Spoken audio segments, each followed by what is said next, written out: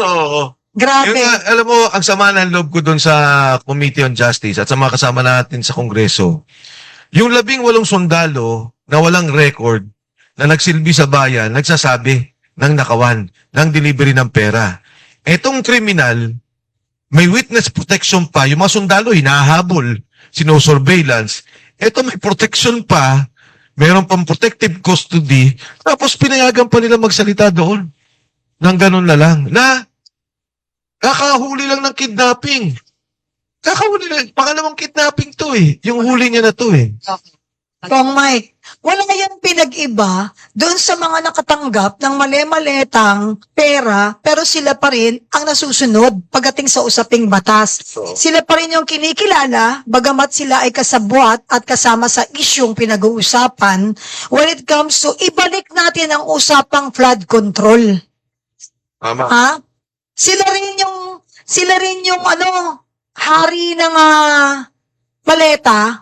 At may mga video clippings pa at kung saan-saan dineliver, bakit tayo magtataka? Di ba? Bakit yung nakakulong? Bakit yung talagang may mga crime na nagawa? Siya yung talagang parang pinalalabas na credible na witness. Sila rin eh. Kung sino pa yung nakatanggap ng mga pera at ang galing sa kaban ng bayan, ang marangal at malinis na lumalabas. Yan ang talagang makikita ninyong dapat magising na ang Pilipino. Buti na lang meron tayong mga kababayan o kasamahan na hindi sarili ang iniisip eh. Sa totoo lang. Kaya this time nananawagan tayo sa ating mga kababayan, huwag na kayong magbulag-bulagan sa katotohanan. Kung hindi nyo kayang manindigan na tumarap sa tao at makibaka tulad ng ginagawa ng ating iilang mga nakikibaka, supportahan na lang natin. Kung hindi nyo kayang gawin, you support kasi yung laban nila ay laban ninyong lahat. Nating lahat. CTTO, at saka ano ba yung isa pang dapat sinasabi natin? CTTO at ano nga? CTTO and meron pa akong sinasabi. Kasi we need to be very careful. Tuwing magsasalita, dapat may ganon. Di umano. Yun, ang galing mo talaga. Halika nga dito, palit tayo upuan. Sinabi, sorry. Alam mo, sa totoo lang, pagka pinabayaan pa natin na mag-isa lang yung mga nakikibaka at hindi tayo sasama sa kanilang laban, bahala kayo. Kasi this time, this is not a joke anymore.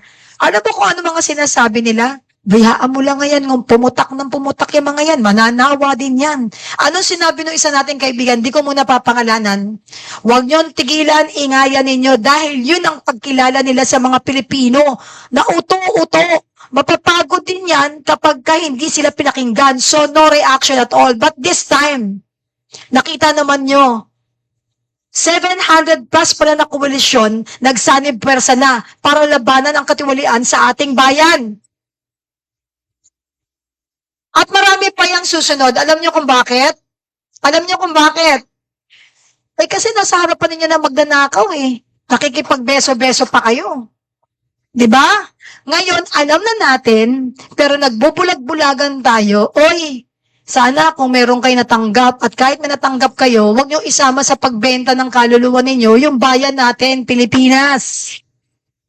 Moving forward, tatanungin natin, isa pang tanong, kasi ang tapang ng guest natin, huwag niyo sayangin yung tapang niya. Siya hindi tapang sa ngawa, pati gawa. Nakita ko yan sa patasan eh. Saan ka nakakita? Nagsasalita siya sa harap mismo ng mga bahay ng mga, ayaw ka na magsalita. Gusto kong tanungin ko, is rage already political in nature? Meaning, are we looking at a future electoral machinery? Kasi yan ang parang nakikita nating pagkukulang o kakulangan natin this time. Is this still purely a reform advocacy platform for now? Sa ngayon, Ma'am Penny, of course, pinapagpatuloy natin yung panawagan nating lahat.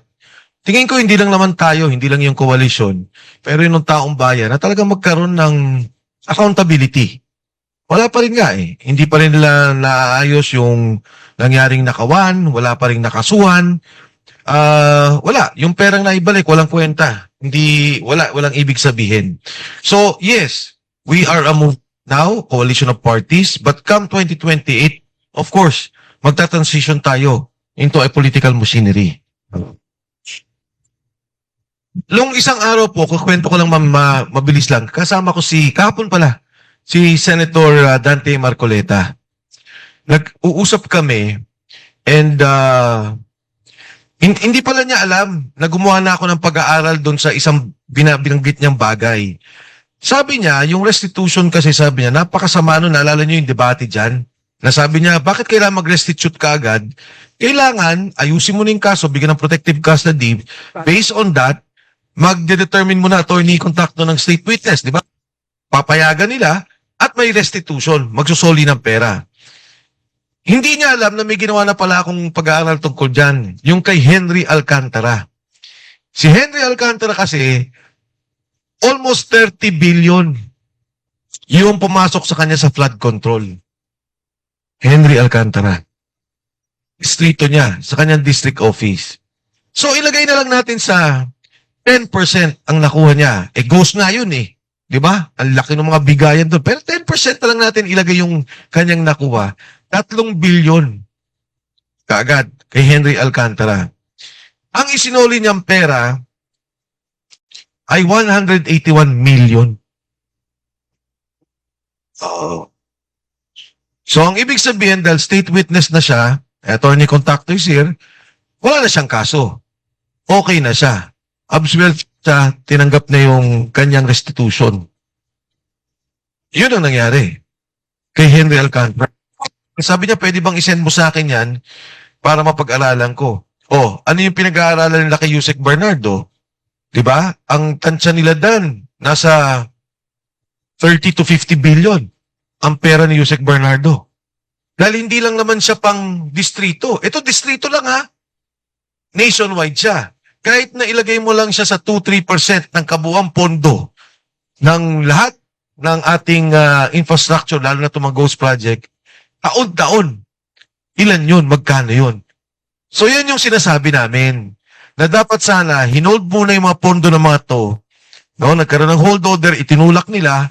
Pagkatapos, nagkaroon ng kaso, nagkaroon ng kahit paano determine. Ang dali naman eh. Hindi naman kailangan kaagad na magkalitis at determine kaagad. Ako, kita ko na kaagad eh. Ito yung nirelease na flood control sa district mo. Ang kabuong pondong nirelease. Parang, ang total sa distrito niya ata,